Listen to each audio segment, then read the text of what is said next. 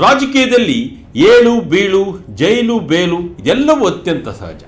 ಆದರೆ ದಿಲ್ಲಿಯ ಮಾಜಿ ಸಿಎಂ ಒಬ್ಬರು ಕ್ಯಾಮರಾಗಳ ಮುಂದೆಯೇ ಬಿಕ್ಕಿ ಬಿಕ್ಕಿ ಅತ್ತ ಘಟನೆಗೆ ದಿಲ್ಲಿಯ ರೋಸ್ ಅವೆನ್ಯೂ ಕೋರ್ಟ್ ಆವರಣ ಸಾಕ್ಷಿಯಾಗಿದೆ. ಎಸ್ ವೀಕ್ಷಕರೇ, ಕಳೆದ ವಿಧಾನಸಭಾ ಚುನಾವಣೆಯಲ್ಲಿ ಆಮ್ ಆದ್ಮಿ ಪಕ್ಷದ ಸೋಲಿಗೆ ಪ್ರಮುಖ ಕಾರಣವಾಗಿದ್ದ ದಿಲ್ಲಿ ಅಬಕಾರಿ ನೀತಿ ಹಗರಣ ಅಥವಾ ಮದ್ಯ ಹಗರಣದಲ್ಲಿ ಆಮ್ ಆದ್ಮಿ ಪಾರ್ಟಿಯ ನಾಯಕರಿಗೆ ಬಹುದೊಡ್ಡ ರಿಲೀಫ್ ಸಿಕ್ಕಿದೆ. ಸಿಬಿಐ ದಾಖಲಿಸಿದ್ದ ಪ್ರಕರಣದಲ್ಲಿ ದಿಲ್ಲಿಯ ಮಾಜಿ ಮುಖ್ಯಮಂತ್ರಿ ಅರವಿಂದ್ ಕೇಜ್ರಿವಾಲ್ ಹಾಗೂ ಮಾಜಿ ಡಿಸಿಎಂ ಮನೀಶ್ ಸಿಸೋಡಿಯಾ ಸೇರಿ ಎಲ್ಲ 23 ಆರೋಪಿಗಳನ್ನು ಕೋರ್ಟ್ ಖುಲಾಸೆಗೊಳಿಸಿದೆ. ಸಾಕ್ಷ್ಯಾಧಾರಗಳ ಕೊರತೆಯ ಹಿನ್ನೆಲೆಯಲ್ಲಿ ಕೋರ್ಟ್ ಈ ಮಹತ್ವದ ತೀರ್ಪು ನೀಡಿದೆ. ಈ ತೀರ್ಪು ಹೊರಬೀಳುತ್ತಿದ್ದಂತೆಯೇ ಕೋರ್ಟ್ ಆವರಣದಲ್ಲಿ ಅತ್ಯಂತ ಭಾವುಕ ಸನ್ನಿವೇಶಗಳು ಸೃಷ್ಟಿಯಾದವು. ಕೋರ್ಟ್ನಿಂದ ಮನೀಶ್ ಸಿಸೋಡಿಯಾ ಅವರಿಗೆ ಬೇಲ್ ಸಿಕ್ತು. ಕೇಸ್ನಿಂದ ಖುಲಾಸೆಗೊಂಡ ನಂತರ ಅರವಿಂದ್ ಕೇಜ್ರಿವಾಲ್ ರವರು ಕ್ಯಾಮರಾಗಳ ಮುಂದೆಯೇ ಕಣ್ಣೀರಿಟ್ಟರು. ಇದೇ ವೇಳೆ ಪಕ್ಕದಲ್ಲೇ ನಿಂತಿದ್ದ ಕೇಜ್ರಿವಾಲ್ ರವರ ಮಾಜಿ ಡೆಪ್ಯೂಟಿ ಮನೀಶ್ ಸಿಸೋಡಿಯಾರವರು ತಮ್ಮ ನಾಯಕನನ್ನ ಬಿಗಿದಪ್ಪಿಕೊಂಡರು. ಸಿಸೋಡಿಯಾರವರ ಎದೆ ಮೇಲೆ ಮುಖವಿಟ್ಟು ಕೇಜ್ರಿವಾಲ್ ಕಣ್ಣೀರಿಟ್ಟ ದೃಶ್ಯಗಳು ಎಲ್ಲರ ಗಮನ ಸೆಳೆದವು. ಹಾಗಾದರೆ ಏನಿದು ಅಬಕಾರಿ ಹಗರಣ? ಇಲ್ಲಿಯವರೆಗೂ ಏನೆಲ್ಲ ಆಗಿತ್ತು ಎಂಬುದನ್ನು ಈ ವಿಡಿಯೋದಲ್ಲಿ ಡೀಟೇಲ್ ಆಗಿ ನೋಡೋಣ ಬನ್ನಿ. ಕೋರ್ಟ್ ಮುಂದೆಯೇ ಕಣ್ಣೀರಿಟ್ಟ ಕೇಜ್ರಿವಾಲ್. ಮದ್ಯ ಹಗರಣದಲ್ಲಿ 23 ಆರೋಪಿಗಳಿಗೆ ಖುಲಾಸೆ. ಹೌದು, ದಿಲ್ಲಿ ಹೈಕೋರ್ಟ್ ದಿಲ್ಲಿ ಅಬಕಾರಿ ಹಗರಣದಲ್ಲಿ ಅರವಿಂದ್ ಕೇಜ್ರಿವಾಲ್, ಮನೀಶ್ ಸಿಸೋಡಿಯಾ ಸೇರಿ 23 ಆರೋಪಿಗಳನ್ನು ಖುಲಾಸೆಗೊಳಿಸಿದೆ. ಈ ಸುದ್ದಿ ಕೇಳಿದ ಬೆನ್ನಲ್ಲೇ ಅರವಿಂದ್ ಕೇಜ್ರಿವಾಲ್ ಭಾವುಕರಾಗಿದ್ದು ಮಾಧ್ಯಮಗಳ ಮುಂದೆಯೇ ಬಿಕ್ಕಿ ಬಿಕ್ಕಿ ಅತ್ತಿದ್ದಾರೆ. ಯಾವ ಹಗರಣ ತಮ್ಮ ಪಕ್ಷವನ್ನ ಚುನಾವಣೆಯಲ್ಲಿ ಮಕಾಡೆ ಮಲಗಿಸಿತ್ತೋ, ಈಗ ಅದೇ ಹಗರಣದಲ್ಲಿ ಕೇಜ್ರಿವಾಲ್ ಅಂಡ್ ಕೋಗೆ ಬಿಗ್ ರಿಲೀಫ್ ಸಿಕ್ಕಿದೆ. ಅತ್ತ ಕೋರ್ಟ್ ಆದೇಶ ಹೊರಬರುತ್ತಲೇ ಮಾಧ್ಯಮಗಳ ಮುಂದೆ ಕಣ್ಣೀರು ಹಾಕುತ್ತಾ ಮಾತನಾಡಿದ ಅರವಿಂದ್ ಕೇಜ್ರಿವಾಲ್ ರವರು, ನಾನು ನನ್ನ ಕಠಿಣ ಪರಿಶ್ರಮದಿಂದ ಕೇವಲ ಪ್ರಾಮಾಣಿಕತೆಯನ್ನು ಮಾತ್ರ ಸಂಪಾದಿಸಿದ್ದೇನೆ ಎಂದು ಭಾವುಕರಾಗಿ ಹೇಳಿದರು. ಪ್ರಧಾನಿ ನರೇಂದ್ರ ಮೋದಿ ಅವರ ವಿರುದ್ಧ ತೀವ್ರ ವಾಗ್ದಾಳಿ ನಡೆಸಿದ ಅವರು, ಅಧಿಕಾರಕ್ಕಾಗಿ ಚುನಾಯಿತ ಸರ್ಕಾರಗಳನ್ನು ಉರುಳಿಸಬೇಡಿ, ಬದಲಾಗಿ ಜನಸೇವೆ ಮಾಡುವ ಮೂಲಕ ಅಧಿಕಾರದಲ್ಲಿ ಉಳಿಯಿರಿ ಎಂದು ಒತ್ತಾಯಿಸಿದರು. ನ್ಯಾಯಾಲಯದ ಈ ತೀರ್ಪು ನನ್ನ ಮುಗ್ಧತೆಗೆ ಸಾಕ್ಷಿಯಾಗಿದೆ. ಸತ್ಯಕ್ಕೆ ಯಾವಾಗಲೂ ಜಯ ಸಿಗುತ್ತದೆ ಎಂದು ಹೇಳಿದ ಕೇಜ್ರಿವಾಲ್, ಸಂವಿಧಾನವನ್ನು ಒಂದು ತಮಾಷೆಯ ವಸ್ತುವನ್ನಾಗಿ ಮಾಡಬೇಡಿ ಎಂದು ಮನವಿ ಮಾಡಿದರು. ನಿರುದ್ಯೋಗ, ಭ್ರಷ್ಟಾಚಾರ ಮತ್ತು ಮಾಲಿನ್ಯದಂತಹ ನೈಜ ಸಮಸ್ಯೆಗಳಿಗೆ ಪರಿಹಾರ ನೀಡುವ ಮೂಲಕ ಬಿಜೆಪಿ ಯಾಕೆ ಅಧಿಕಾರಕ್ಕೆ ಬರಬಾರದು? ಅದರ ಬದಲು ಜನರಿಂದ ಆಯ್ಕೆಯಾದ ಸರ್ಕಾರವನ್ನು ಉರುಳಿಸಲು ಯಾಕೆ ಪ್ರಯತ್ನಿಸುತ್ತಿದೆ ಎಂದು ಅವರು ಖಾರವಾಗಿ ಪ್ರಶ್ನಿಸಿದರು. ರೋಸ್ ಅವೆನ್ಯೂ ಕೋರ್ಟ್ನಲ್ಲಿ ಶುಕ್ರವಾರ ಏನಾಯಿತು? ಕೇಜ್ರಿವಾಲ್, ಸಿಸೋಡಿಯಾ, ಕವಿತಾಗೆ ಬಿಗ್ ರಿಲೇ. ಅಷ್ಟಕ್ಕೂ ದೆಹಲಿಯ ರೋಸ್ ಅವೆನ್ಯೂ ಕೋರ್ಟ್ನಲ್ಲಿ ನಡೆದಿದ್ದೇನು ಗೊತ್ತಾ? ಶುಕ್ರವಾರದಂದು ಈ ಪ್ರಕರಣದ ವಿಚಾರಣೆ ನಡೆಸಿದ ವಿಶೇಷ ನ್ಯಾಯಾಧೀಶರಾದ ಜಿತೇಂದರ್ ಸಿಂಗ್ ರವರು ಭ್ರಷ್ಟಾಚಾರ ಪ್ರಕರಣದಲ್ಲಿ ಆರೋಪಗಳನ್ನು ರೂಪಿಸಲು ನಿರಾಕರಿಸಿದರು. ಸಿಬಿಐ ದಾಖಲಿಸಿದ್ದ ಈ ಪ್ರಕರಣದಲ್ಲಿ ಅರವಿಂದ್ ಕೇಜ್ರಿವಾಲ್, ಮನೀಶ್ ಸಿಸೋಡಿಯಾ, ಕೆ ಕವಿತಾ ಸೇರಿದಂತೆ ಎಲ್ಲ 23 ಆರೋಪಿಗಳನ್ನು ಖುಲಾಸೆಗೊಳಿಸಿ ಆದೇಶ ಹೊರಡಿಸಿದರು. ತನಿಖಾ ಸಂಸ್ಥೆಯು ಆರೋಪಿಗಳ ವಿರುದ್ಧ ವಿಚಾರಣೆ ಮುಂದುವರಿಸಲು ಸಾಕಷ್ಟು ಸಾಕ್ಷ್ಯಾಧಾರಗಳನ್ನು ಒದಗಿಸುವಲ್ಲಿ ಸಂಪೂರ್ಣವಾಗಿ ವಿಫಲವಾಗಿದೆ ಎಂದು ನ್ಯಾಯಾಲಯವು ಬಲವಾಗಿ ಉಲ್ಲೇಖಿಸಿದೆ. ಆರೋಪಿಗಳ ವಿರುದ್ಧ ಯಾವುದೇ ಮೇಲ್ನೋಟದ ಪ್ರಕರಣ ಕಂಡುಬಂದಿಲ್ಲ ಮತ್ತು ಪ್ರಾಸಿಕ್ಯೂಷನ್ ಪ್ರಕರಣದಲ್ಲಿ ಗಮನಾರ್ಹ ಲೋಪದೋಷಗಳಿವೆ ಎಂದು ನ್ಯಾಯಾಲಯ ಹೇಳಿದೆ. ಸಿಬಿಐಗೆ ರೋಸ್ ಅವೆನ್ಯೂ ಕೋರ್ಟ್ ತಪರಾಕಿ. ಸಾಕ್ಷ್ಯಾಧಾರಗಳೇ ಇಲ್ಲ ಎಂದ ನ್ಯಾಯಾಧೀಶರು. ನ್ಯಾಯಾಲಯವು ತನ್ನ ತೀರ್ಪಿನಲ್ಲಿ ತನಿಖಾ ಸಂಸ್ಥೆಗಳ ಕಾರ್ಯವೈಖರಿಯನ್ನು ತೀವ್ರವಾಗಿ ತರಾಟೆಗೆ ತೆಗೆದುಕೊಂಡಿದೆ. ಅರವಿಂದ್ ಕೇಜ್ರಿವಾಲ್ ಅವರನ್ನ ಈ ಆಪಾದಿತ ಅಪರಾಧಕ್ಕೆ ಸಂಪರ್ಕಿಸುವ ಯಾವುದೇ ಸೂಕ್ತ ಆಧಾರಗಳಿಲ್ಲದೆ ಸಿಲುಕಿಸಲಾಗಿದೆ ಎಂದು ನ್ಯಾಯಾಧೀಶರು ಹೇಳಿದರು.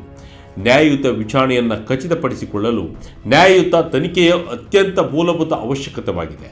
ಆದರೆ ಸಿಬಿಐ ದಾಖಲಿಸಿರುವ ಪುರಾವೆಗಳು ಅವರು ಮಾಡಿರುವ ಆರೋಪಗಳನ್ನು ಸಾಬೀತುಪಡಿಸಲು ಸಾಧ್ಯವಾಗಿಲ್ಲ ಎಂದು ಕೋರ್ಟ್ ಸ್ಪಷ್ಟಪಡಿಸಿದೆ.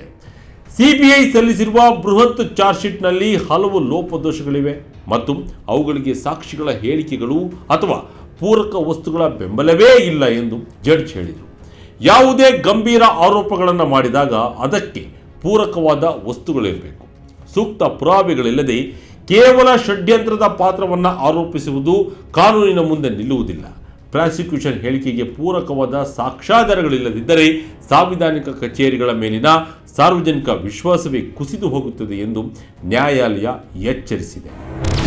ಚಾರ್ಜ್ ಶೀಟ್ ಮಿತಿಯನ್ನ ದಾಟುವ ಅಂಶಗಳಿಲ್ಲ, ವಿಧಾನದ ಬಗ್ಗೆ ಅನುಮಾನ ಬೇಡ ಎಂದ ಕೋರ್ಟ್.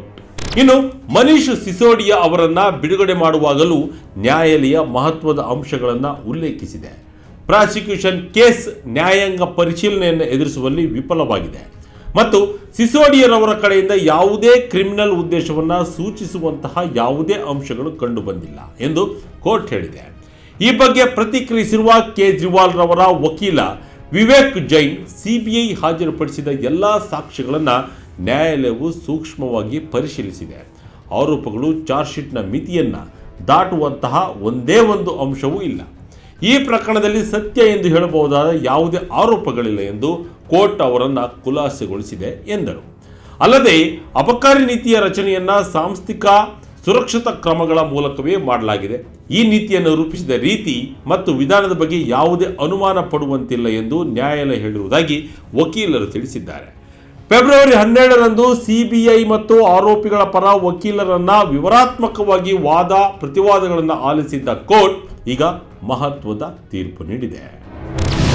ಏನಿದು ದಿಲ್ಲಿ ಅಬಕಾರಿ ನೀತಿ ಹಗರಣ? ಅಸಲಿಗೆ ಅವತ್ತು ಅಲ್ಲಿ ಆಗಿದ್ದೇನು?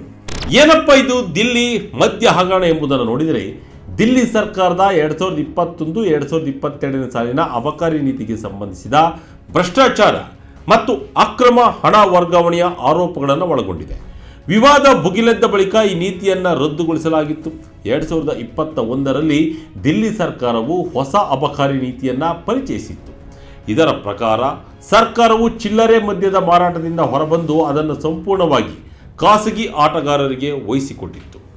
ಮದ್ಯದ ಮಾಫಿಯಾ ಮತ್ತು ಕಾಳಸಂತೆಯನ್ನು ಕೊನೆಗೊಳಿಸುವುದು, ಸರ್ಕಾರದ ಆದಾಯವನ್ನು ಹೆಚ್ಚಿಸುವುದು ಮತ್ತು ಆಧುನೀಕರಿಸಿದ ಅಂಗಡಿಗಳ ಮೂಲಕ ಗ್ರಾಹಕರಿಗೆ ಉತ್ತಮ ಅನುಭವ ನೀಡುವುದು ಈ ನೀತಿಯ ಉದ್ದೇಶ ಎಂದು ಸರ್ಕಾರ ಹೇಳಿತ್ತು. ಆದರೆ ತನಿಖಾ ಸಂಸ್ಥೆಗಳಾದ ಸಿಬಿಐ ಮತ್ತು ಇಡಿ ಬೇರೆಯದೇ ಆರೋಪಗಳನ್ನು ಮಾಡಿದವು. ನಿಯಮಗಳನ್ನು ಗಾಳಿಗೆ ತೂರಿ ಆಯ್ದ ಕೆಲವು ಮದ್ಯದ ಸಗಟು ಮತ್ತು ಚಿಲ್ಲರೆ ವ್ಯಾಪಾರಿಗಳಿಗೆ ಹೆಚ್ಚಿನ ಲಾಭಾಂಶ ಮತ್ತು ಶುಲ್ಕ ವಿನಾಯಿತಿ ನೀಡಲು ನೀತಿಯನ್ನು ತಿರುಚಲಾಗಿದೆ ಎಂದು ಆರೋಪಿಸಿದ್ದವು. ಸೌತ್ ಲಾಬಿಯಿಂದ 100 ಕೋಟಿ ಕಿಕ್ ಬ್ಯಾಕ್, ತನಿಖಾ ಸಂಸ್ಥೆಗಳ ದುರ್ಬಳಕೆ ಎಂದು ಆರೋಪ. ಈ ನೀತಿಯಡಿ ಸಗಟು ವ್ಯಾಪಾರಿಗಳಿಗೆ 12% ಲಾಭಾಂಶವನ್ನು ಖಾತರಿಪಡಿಸುವ ವ್ಯವಸ್ಥೆ ಮಾಡಲಾಗಿತ್ತು.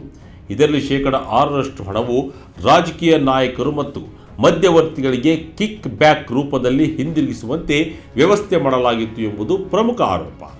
ದಕ್ಷಿಣ ಭಾರತದ ಉದ್ಯಮಿಗಳು ಮತ್ತು ರಾಜಕೀಯ ವ್ಯಕ್ತಿಗಳನ್ನು ಒಳಗೊಂಡ ಸೌತ್ ಲಾಬಿ ದಿಲ್ಲಿ ಮದ್ಯದ ಮಾರುಕಟ್ಟೆಯಲ್ಲಿ ತಮಗೆ ಅನುಕೂಲಕರವಾದ ಸ್ಥಾನ ಪಡೆಯಲು ಸುಮಾರು 100 ಕೋಟಿ ರೂಪಾಯಿಗಳನ್ನು ಕಿಕ್ ಬ್ಯಾಕ್ ಆಗಿ ಪಾವತಿಸಿದೆ ಎಂದು ತನಿಖಾ ಸಂಸ್ಥೆಗಳು ಆರೋಪಿಸಿದ್ದವು.